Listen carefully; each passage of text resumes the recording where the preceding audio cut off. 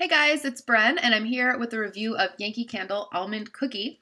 This is an online exclusive for them. It's only available right now anyway in the 2-wick tumbler form.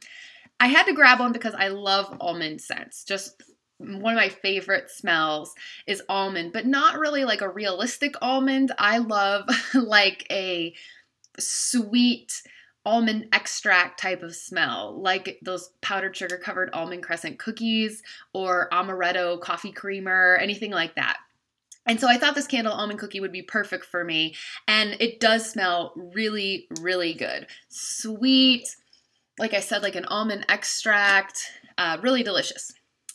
Problem is, I had heard that it was a really light candle, just strength and throw was barely there.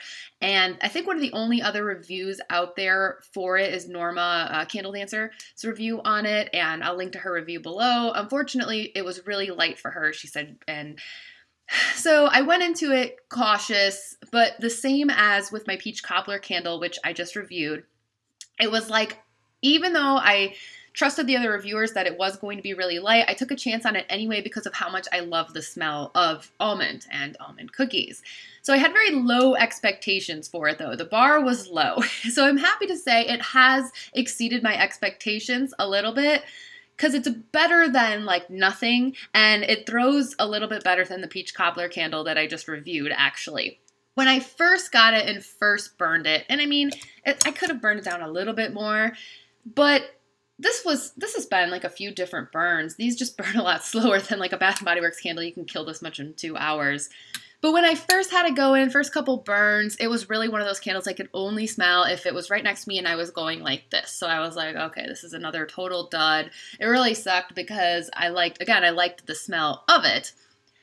But then as I burned it more, it was getting a little bit stronger and doing a little bit better. So I'm happy to say that. And one of the things that really helped is doing the same thing that I did with my peach cobbler candle, which was pairing it with another candle. And again, I had this one going with this strawberry earlier this morning, and together they were enhancing each other, and I could get, you know, medium throw out of the pair of them. And then though, before I filmed this video, I had this going for a while just by itself, all by itself, again, just to kind of, I don't know, get like one final judgment on it before I filmed this. And it wasn't doing too bad, you know, definitely better than it was at first.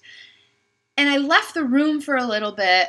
I think I like took a shower, and when I came back, I could smell it all the way in the back of this room, which is usually an indication for me of a medium throwing candle. My own personal scale is that if a candle doesn't fill this room, that's a light throw. If it fills the room, it's medium, and if it goes around the corner, then it's strong. I could get it in the back. The thing is, though, strength and throw usually go together with candles, and when I'm talking about strength, I'm talking about, you know, doesn't matter how far away you are, just how intense is the smell. Throw is how far away you can smell it, of course, most of you know that. Usually those things go together, though. With this candle, it's one of those weird cases where I don't think it necessarily does go together because the throw is medium, but the scent is just light. So I could smell it way back there, but it's just not that intense or that strong of a smell. And in the back, I would say I got like just a sweetness, but maybe couldn't pinpoint it as almond, where like I could when I was really close to it. So still though, it's not a total dud. So if you're into scents that are just kind of like a little bit there in the background, then maybe this would actually be perfect for you. It's very sweet, pleasant sweetness. I wish for me that it was like super crazy strong, but it's not, unfortunately.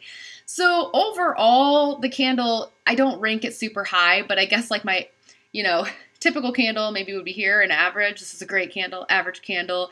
Horrible candle. My expectations were like here. So the fact that it's like here, you know, it's exceeding my expectations, but it's still not like great, but I don't know. That's my overall conclusion on it.